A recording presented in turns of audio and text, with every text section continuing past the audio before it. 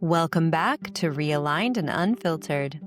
Today, we're continuing the conversation we began in our solstice and Christmas episode about time, meaning, and what happens when we inherit calendars that don't quite match our bodies or our souls. Right now, the world is telling us it's a brand new year. The clocks have reset, the calendars have turned, and we're supposed to feel ready to become someone new. But for so many people, especially those who are awakening, deconstructing, or healing, January doesn't feel like a beginning. It feels quiet, tender, sometimes heavy, sometimes hollow. So today, we're going to explore a different question. Who decided that January 1st is the new year? And what did we lose when we stopped listening to the earth, the moon, and our own inner rhythms? This is Realigned and Unfiltered. Together, we're peeling back the layers, exploring consciousness, and transforming life's messiness into meaning. Hey, Carly. Happy New Year? Or is it? Hi, Diana, and hi, listeners. So happy to be back with you in this new year.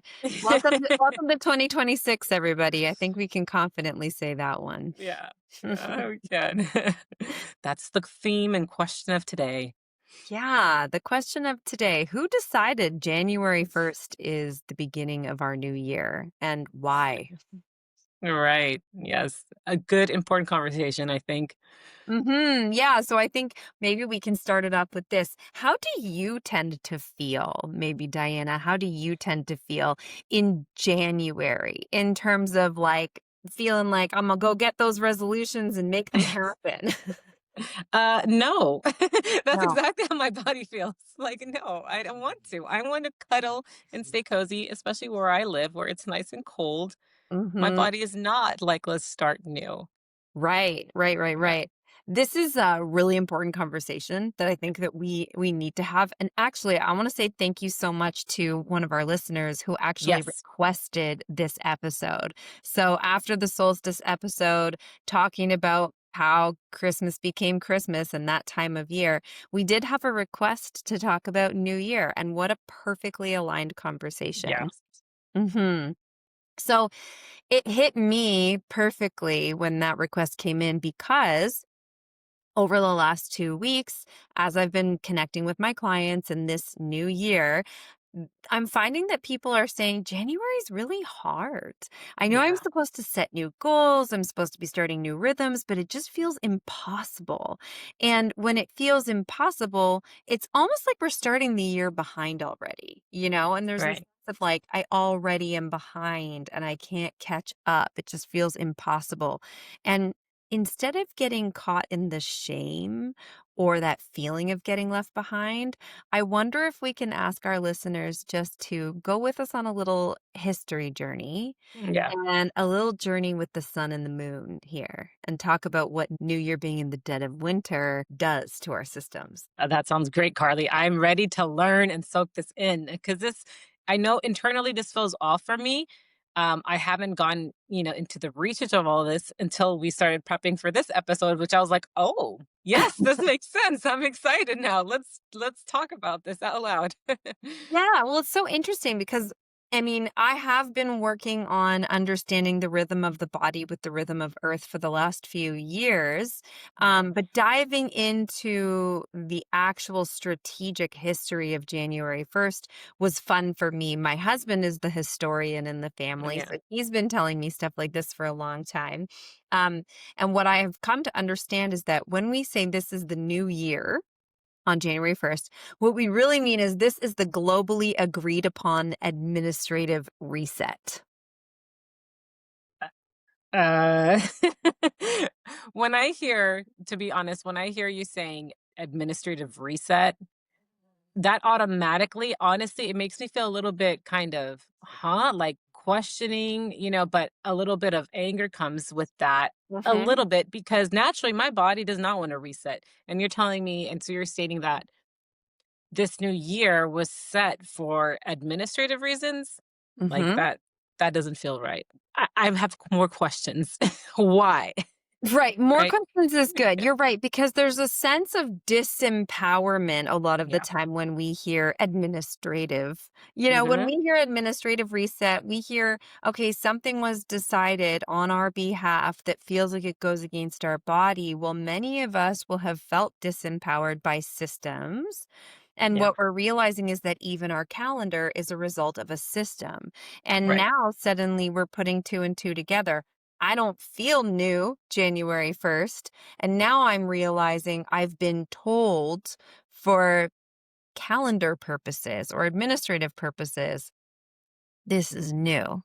Yeah. So, of course, it brings up a little bit of anger that wants Mhm. to, help you out with your sense of disempowerment. So let's dive in. Let's dive in Yes. and just do a little history lesson here. So, for most of human history, New Year celebrations were cosmic celebrations and agricultural celebrations. So they went with the sun, they went with the moon. They really had nothing to do with numbers at all, right? Mhm. The world wasn't created and we didn't all kind of evolve to exist knowing that today it is January 1st at 8 a.m. and, whatever. We didn't have that. Yeah. We didn't have that. Right. Early civilizations would mark newness when the sun shifted, so Mhm. solstices and equinoxes, Mhm. or when the Mhm. moon reset. So we've got a lot of lunar calendars that do a lot of supporting our nervous system and feelings Yeah. of change and awakening. And when the land would awaken, so spring is a natural awakening time and a much more natural time to have New Year or consider newness Yeah. in the year. Yeah, back in Mesopotamia, right? They celebrated the new year during the spring equinox that Yeah. aligned with the renewal of the fertility, the planting, and rebirth. Yes. And in one of places that I feel very connected to in ancient Egypt, they aligned the new year with the rising of Sirius, which coincided with the Nile flooding, which was life literally returning, like the water, right? Life literally returning to the land. So Right, that right. aligns. Yeah. Yeah, absolutely. So ancient culture, we have in history exactly what you're saying. When the sun would make changes, when the sky would make changes, then the people would celebrate the newness. And many indigenous cultures begin the new year in spring or fall when life is visibly changing. Um, I was Mm. just visiting my family in Canada and everything was under ice. Everything. Ice and snow and cold, and there's absolutely no life showing whatsoever. So I left on January 1st to come back to where I live in a warm place, and there was no new life showing whatsoever. So Mhm. psychologically, it doesn't actually make sense for the human nervous system to feel renewed and awakened and Mhm. changing when everything's buried under ice, right? Yeah. Nothing to do with a number changes and then therefore so do we. Yeah. We are hardwired in our bodies to be sensitive to the returning of the light, to the Mm. softening of the soul, to the movement of the animals, to the swelling of the seeds, right? Humans oriented themselves with observable reality. Yeah. And so numbers and dates are abstraction, and that Yeah. isn't really what we're oriented for. And from a Yeah. psychological lens, this matters because we're supposed to be responding to external cues for safety and growth with our nervous system. And Right. January, at least in the northern hemisphere where we are, certainly does not serve that up. So when we That's talk about right. natural new year, we're certainly not talking about January 1st in terms of our Yeah. biology. Right, right. Because our human biology, it evolved outside, right? Not under like, out here sometimes they use fluorescent lights or we Mhm. use the fiscal quarters to guide us. Mhm. But in winter, we're more in that stress in the survival mode because of the conditions outside. There's less light, right? Our serotonin and dopamine are lowered because of that. So the body is favoring a slower pace, a slower lifestyle where we want Mm, to rest and we want to reflect. And mhm. so I think that to your point, like motivation is not there. It is biologically hindered, it's dampened because the world does feel like it goes a bit dormant. I always think for some reason bears always come to mind. Like, what do they do in this time? Right? They go and they're in their cave for however long and they're just like, I'm gonna stay here chilling, cuddled, and resting and conserving my energy for Right. when the energy is back. Right. That Um natural hibernation. Right, right. And I think that's the part. Culturally, we're told that we need to set all these ambitious goals and start these new habits and fix ourselves. But it really creates this subtle but obvious, I would say, feeling of misalignment because we feel like we are kind of not doing what we're supposed to do or failing. Mhm. And some people get depressed in this time so much because they don't feel like doing all this new stuff. Right, right. Well, to carry on with your bear analogy, really, like, can you imagine if somebody poked their head into the bear's den and rang a bell and shot off a firework and switched a calendar and said, like, "Hey, it's January 1st. Wake up, let's go." Yeah. What do you think the bear is gonna do? And I You're wonder right. a little bit if our reaction to January and feeling like we're being forced into setting goals and starting to achieve and all, we don't want to. And Yeah. nor are we naturally supposed to. And so I wonder if some of us kind of lashing out or experiencing that seasonal affective disorder type of depression, it's a little bit like because our bear got poked. Yeah, I love that. That's gonna stick to me now. Yeah. Yeah. Yeah. So that's very interesting, Carly, because so we're feeling a disconnect with our biology and the Mhm. season. So then the next question that comes to me, which I know you're gonna get into, is like, why January 1st then? Why is this date set for the new year? Well, I don't think it's gonna come as a surprise to anybody when I say Rome.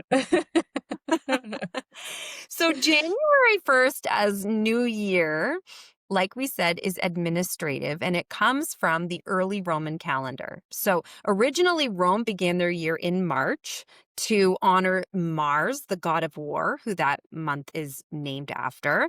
And Yeah. this aligned with spring campaigns and agriculture, etc., back in Rome. However, I have my notes here, as always. In 153 BCE, so a very long time ago, Rome moved to start the year to January 1st so that the newly elected consuls could begin their terms sooner. So this was a primarily military and governmental move here. Hmm. So then later, Julius Caesar, around 46 BCE, you may recognize him from, the Nativity story because he was right around that birthplace time of Jesus. Formalized this with the Julian calendar, which fixed January 1st as the start of the civil year. This is key. It wasn't chosen for any kind of natural or renewal type reasons. It was chosen because an Mm. empire was run more smoothly that way. So it's like as if time shifted from when is the land ready or when are our bodies ready to more of like, okay, when does the state need order? Right? And I feel like that's the shift that still lives within us. That's the shift Hmm. that we feel within our bodies. And that's what causes that low key conflict in how we think of ourselves more so even with our identities because we aren't naturally ready to start something new Right. and we should be focused on what the season is bringing to our awareness, right? Releasing what no longer fits and kind of more of that reflection mode. Hmm. So there's that conflict within our body, but instead we're just like, okay, ignore all that and let's just start something new with the system and get things in order. Yeah. Yeah, yeah. So there's a lot of conflict. There's a lot of Yeah, conflict for sure. So interestingly enough, carrying on with the history lesson, if I may, the please. the Gregorian calendar, maybe the calendar that we understand that we're locked Mhm. into at this stage, the Gregorian calendar wasn't actually put into place until 1582.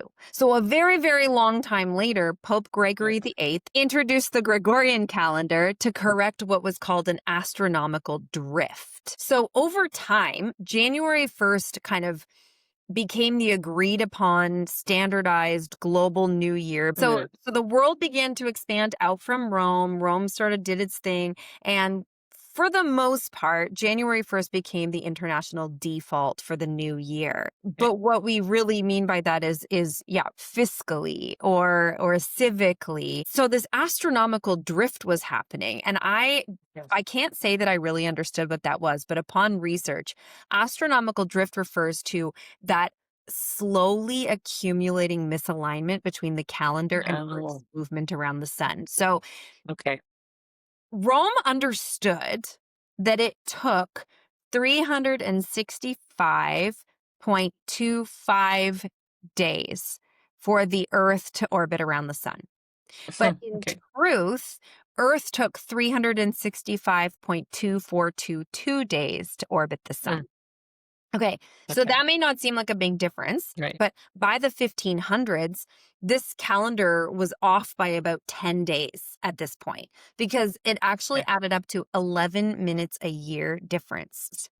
Okay. And over 1500 years, that led to about 10 days. Christianity actually comes into play here. As I said, this is a pope who decided to sort of Yeah. reorient the calendar here. The Yeah. reason for that is the festivals and the celebrations were set at certain times. So Passover and Easter were set at a certain point right around the spring equinox, always kind of just after the spring equinox. And it was really Mm. important. Spring equinox was fixed to March 21st. But 1500 years later, March 21st is no longer connecting with spring equinox. We don't have this Oh. equality of light and dark anymore. And then Easter is coming earlier than it needs to come or later than it needs to come. And Mm. so the seasonal markers started to slowly move away from their intended dates. And because Mm. Christian holy days were tied to those seasonal markers, Okay. Rome and what represented Rome at that point was the Roman Church, right? They had to make some corrective moves. And Yeah. so it was this visible thing in the sky that Yeah. alerted the officials to say, whoops, there's a little something wrong with our calendar. Okay. Okay, that helps me understand, like, this is what reinforced that new date of January 1st, right? To back up what was being observed in the sky, like, right, that misalignment. Yeah. And and when I listen to you, right, my natural response to this is it feels a little bit manipulative, right? Because it feels like how you mentioned earlier, a little bit, it's that kind of to disempower us in a way where Hmm. we get into that mindset of, it's very easy to get in the mindset of like, yeah, the system was created against us, Yeah. not for not for our benefit. Hmm. The system is benefiting from our disconnection from this natural rhythm of Yeah. everything Yeah. and creating that dependency. Well, and that, Yeah. that's something that like people who are more into the, do we call them conspiracy theories anymore? I don't even know. Into new versions of truth, into awakened expressions of truth. We can see where we're being manipulated, and we can see Yeah. where, well, if I feel ashamed or if I feel disempowered, then I may not stand up for what I believe in, or I may not stand up in Yeah. my version of truth, right? So it can feel a little like the system is against us. And I can feel really frustrated about that. And, you're right. That does stimulate a lot of that for you, for me, for people that we talk to. It's true. Yeah. Well, because when we think about it, when people feel unmotivated, right? Hmm. Or behind with something, Hmm. I feel like, we're more likely to buy more into the system. We want more authority to tell us how to do things and to guide us and give us a structure because we have our own doubt. Or we feel lost, right? We Right. feel lost Exactly. because, well, I'm misaligned and therefore I feel lost. So somebody better tell Yes. me what to do. Exactly. And then that's Hmm. how we start overriding our intuition. Hmm. We start overriding our intuition, right? We start like, okay, well, screw what I'm feeling. I should just follow the schedule. It'll help me. It'll Hmm. align me, Again, the disconnection with our intuition, our own internal timing of things that we're feeling, um, and not feeling more embodied and in tune with ourselves with that level of awareness. I feel it just goes more back to the conversation, what you're saying with these, new ways of thinking, right? That Yeah. So, it's interesting because we can say, oh, the system did this to disempower us, or the system did this so that we would rely on it. And looking at the history and why they said January 1st, where they said it, I mean, I don't know that they were really even necessarily thinking that. I mean, we can't yeah. really know. I don't necessarily think that there was a real conversation like if people don't feel in alignment with their bodies, they'll listen to us more. I think it was more just this is the thing that makes the most sense, and they were Okay. cutting out completely even thinking about people's Right. alignments with nature, people's alignments with the earth. It's turned out in the favor of the authoritarian systems because it has disempowered a lot of people and cut people off from Mhm. their intuitions. So maybe just a Uh-huh. happy accident for them. Yeah. I don't know. I don't know, but Ooh, yeah, Well, I think anyways. that's a good conversation for the comments, especially you TikTokers. Yes. You guys love that Yes, comment yes, yes. land. Go at it. Go at it. So, okay, but here's an interesting thing that I came across in my research. Okay, so Mhm. January is named after the god Janus. So, the Roman god Janus. Janus is the god of doors, thresholds, beginnings and endings, and Mm, is the god of two faces. So, facing backward and facing forward. So, one in the okay. past, one in the future. So, this is interesting to me because while March used to be the Roman first month of the year, January became the first month of the year, which does symbolize basically what we're talking about in our solstice episode of Mhm. reflection.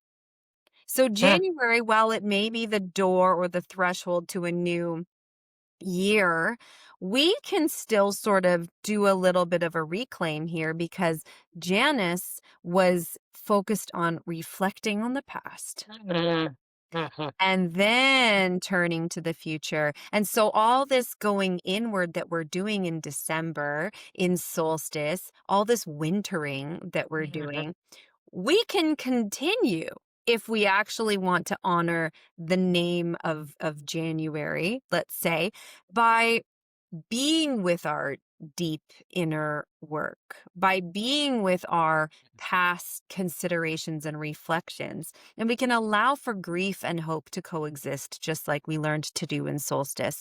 And this is a Yeah. period of time for integration, not erasing, right? We're not Yeah. going, okay, Yeah. 2025 is over, moving forward, even though, I mean, I Right. think a lot of us would like to do that. It's what was 2025? What's sitting inside of my system now after experiencing that year? Let me work towards integrating it before I look forward into the coming months. So, modern New Year tends to skip the whole Janus work component and jump straight into self or optimization and Yeah. making the goals and going forward. And what Mhm. we're continually asking people to do, what nature continually asks people to do, is slow down. Yeah.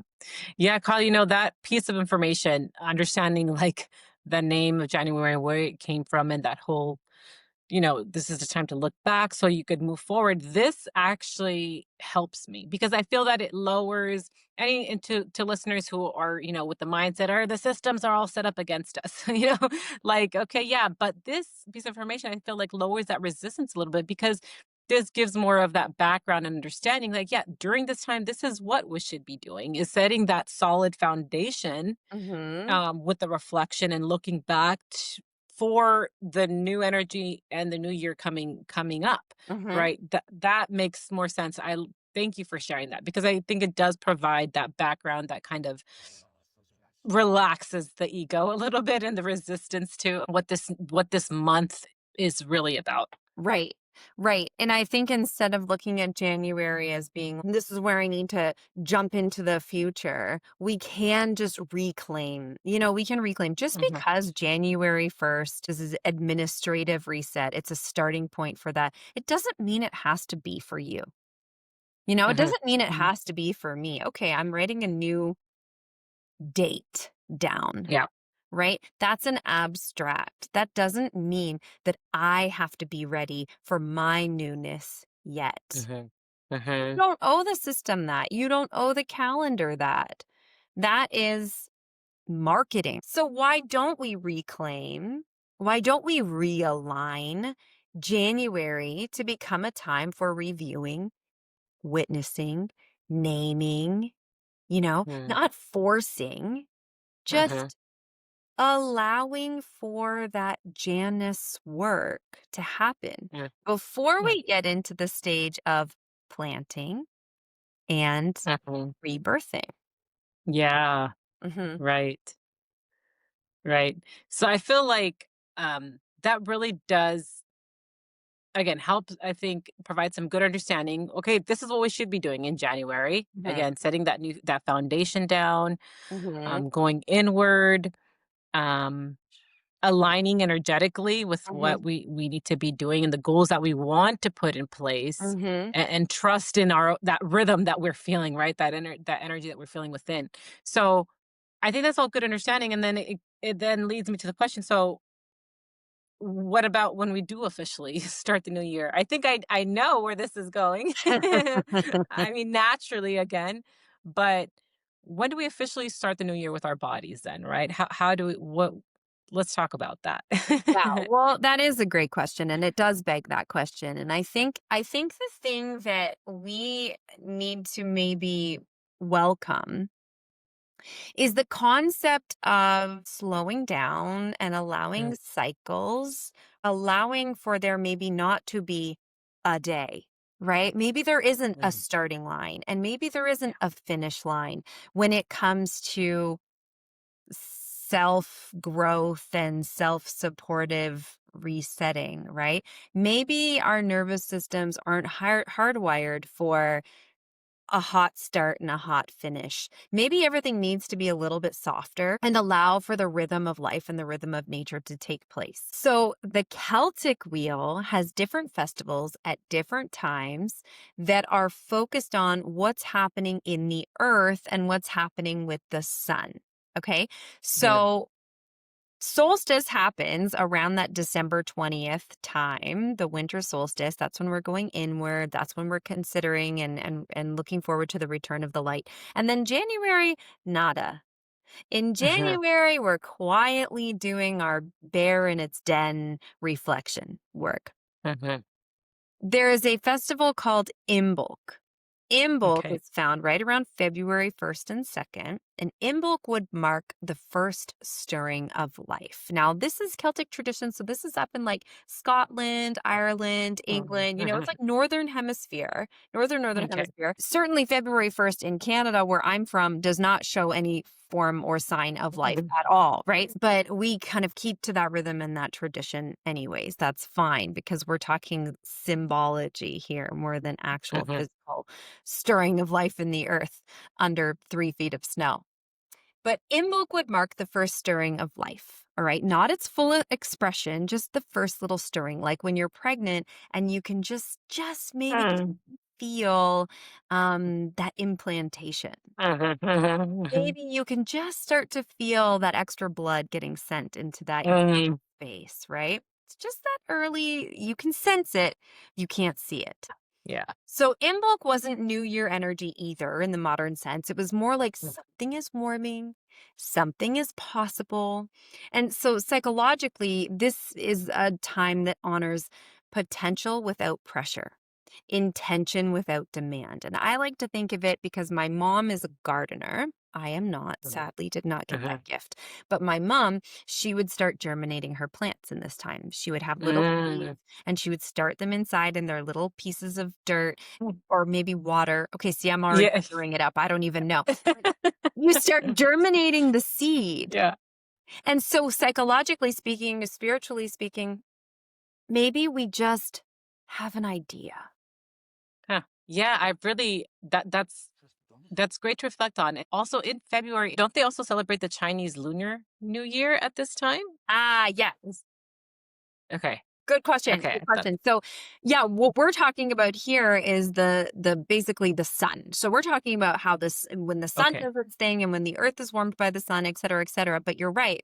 There's also a lot of cosmic activity happening and lunar activity happening. So when it comes to the moon and those and the Lunar New Year, some of us know it as Chinese New Year, but in lots of Yeah. other countries, it's known as Lunar New Year. I call it Lunar New Year. I've been living in different Asian countries that refer to it as Lunar New Year or Tet or sometimes Chinese New Year. And so Okay.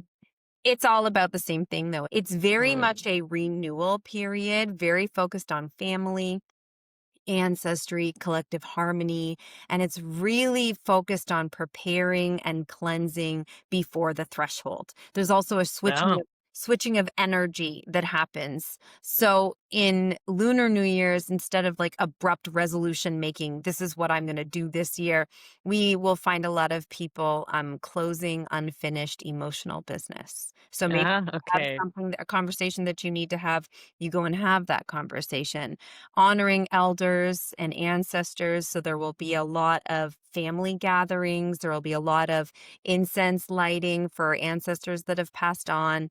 And there's a lot of cleaning. One of my very, very close friends, she's Vietnamese, and she would always, for days before Chinese New Year, Lunar New Year, she'd be cleaning and cleaning and cleaning. She said, we Yeah. have to remove all of last year's energy from the home. Yeah.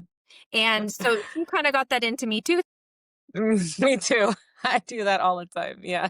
So we're cleaning out the kind of the physical energy, but Yeah. also any kind of energetics that feel sticky or stuck. This is the time to be removing those as well. If you celebrate full moon every month, like I do, what you're looking at is what from this month no longer serves me Mm, energetically, maybe emotionally, maybe just something that I've been really stewing on. I'm going to use this moment as a turning point to release it. I'm gonna just kind mm, of let the moon take it, and I'm gonna reset. So this is like a whole year reset, and this aligns beautifully with nervous system wisdom. So change mm, happens best when the past has been acknowledged, not bypassed. And that might be mm. your past, that might be your ancestral past. Hey, let's acknowledge what's in our past so that we can move into the future. And the Yeah. moon, it doesn't demand consistency. It's not date oriented. It ebbs and it flows. In fact, Mm. it totally impacts our ocean. I just looked this way because Every you can see the yeah. ocean here. The tides are Mhm. organized by the moon, right? And the tides in our life are organized by the moon as well. So Mm. it's a radical counterpart to Western productivity culture, Oh, yeah. right? Also, there's the animal astrology, which I think a lot of us will maybe have heard. Oh, I was born in the year of the tiger. I was born in the Yeah. We've actually talked a little bit about how 2025 is the year of the snake and Mhm. 2026 is the year of the horse. And that actually doesn't shift until the Lunar New Year. So until February, we're Mm. still in the year of the snake. We're still in Okay. energy Huh. of shedding what no longer serves, shedding old versions of self, releasing old versions of self before we move into this very empowered year of the horse. It's a very big year for personal power and transformation, Oh, but not that's until exciting. February. Isn't that interesting? Yeah. January, everything still stays in this Right. closing, finishing time. And Right. February, after we've maybe had our idea of Imbolc, after we've maybe Mhm. started germinating our seeds, so then does the moon change. We can release that old energy and we can start moving into the new energy of the new year. Yes, Isn't it this is cool? great. It is really good. It is really cool to think about because we've covered, okay, so January is about like that reflecting Mhm, of winter, the focus of going inward. And mhm, then the lunar year is with aligning energetically and, mhm. starting to create that slight internal shift, Yep. right? For what's coming, which the next thing is spring, which naturally to me feels okay. Big energy is coming. There's this energetic lift and motivations that's coming from the outside in. This newness, spring here is like blooming everywhere.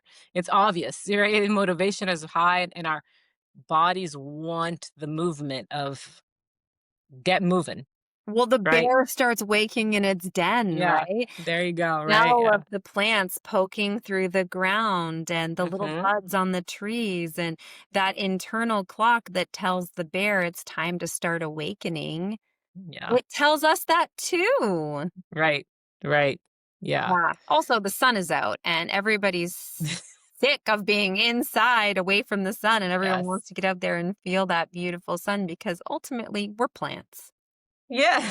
Well, right here, I live where during the winter it's raining all winter. It's gloomy. So as soon as the sun comes out, we're like, shove our kids outside, go outside and be outside, get the sun as much as possible. And there's just this big energetic boost that we all have. Exactly. So the Because whole town feels it. You it's the see it return everywhere. of the light, right? That light Yeah. that we thought was lost Mm, forever back in yeah. solstice time that we're hoping for and waiting for. It's finally arrived. This is Yeah. spring equinox or Hmm. Celtic festival also known as Ostara. Ostara. Okay. So the Let's go. equinox is all about balance. Here we have the light and the dark in Hmm. balance. Here, the new year finally becomes embodied. Here's where the Hmm. seeds are Hmm. planted, where action follows intention. Here's where life moves outside, like you said. And finally, all the reflecting, all the germinating, all the subtle internal shifting of energies comes alive with the sun that has returned and life that Yeah. has returned. And so then do we feel like returning to action. Yeah. Yeah. Exactly. So Yeah. instead of being about goal setting, like Mhm. January says, get into the goal setting. Mhm. This is more of like a somatic commitment. This is more like my Yeah. body feels alive. My body Yeah. wants to move. You don't decide who you'll be. You just begin living those ideas that you began to determine back in February. And so Mhm. this is when the psyche has enough energy to support change without collapse. And this is Mm, very important to all of you right now listening, feeling that January blue. Feel your January blue. right. Your Right. body, your nervous system does not have the energy that it needs for that change, not until March or April. Right. This is such a good reminder, Carly, because I think going forward, it reminds us that the time of things has many layers to it, Yes. right? Like you've Yes. broken down a lot of things here. And it's making us reflect and think about, okay, our body has this internal deeper clock that it's listening to, and we shouldn't ignore that, right? It's there for a reason. Pay attention to it, right? Mm-hmm. Mm-hmm. Yeah. Yeah. And for people who are deconstructing religion, or Mhm. reclaiming spirituality, it Yeah. can be really beautiful to realign with the earth, realign with the sun, realign with the moon. Recognize that while you may not have a system telling you what to do, you have a nature Yeah. stimulating inside of you. And it's not today's the day. Nature doesn't Mhm. work like that, right? No. Trauma healing doesn't work like that. How many people come into my sessions and say, like, okay, I just want this fixed. I want it healed. I want it now. Yeah. Doesn't work like that, right? Yeah. Neither does spiritual integration and reintegration. It is slow, it is cyclical, it is Mhm. gentle. Your awakening might actually be teaching you that remembering slowly is more truthful than just a sudden rebirth. Right. I always want to offer a little pitch to my lost moms because it's something that, again, it's offering your time to that, to the grief that you're feeling. You can't just go through something traumatic and then think, um okay, now I could just get over it. Yeah. You're bypassing so much of what your internal system is telling you and guiding you to just rest, relax, renew Mhm. with when you're feeling the impulse that, okay, now I can, now I can have more conversations with other people. Now I can maybe take a stab at journaling what I'm feeling. But in Mhm, the beginning, it's like, I don't wanna do anything, I just need to rest, mhm. and that's enough for right now. So, yeah. Yeah, no, absolutely, very important, and, when you do go through a trauma, trauma doesn't line up with nature, No? you know? Yeah. You're Yeah. going through your trauma right in the middle of summer, and so you can take Yeah. this idea of Exactly. when I'm in the darkness, so we're talking winter solstice here, when I'm in the Yes. darkness, when I'm going through a heavy, you can use this rhythm. Permission to go into the darkness, permission to spend some time reflecting on the pain, just being with it because that's all the energy that you have, right? January is a time to be with, to reflect, to just continue, or that Mhm. first little while after the darkness and the heaviness, that's when that Yeah. is. Then consider Imbolc, consider that February Mm. 2nd time where maybe an idea happens.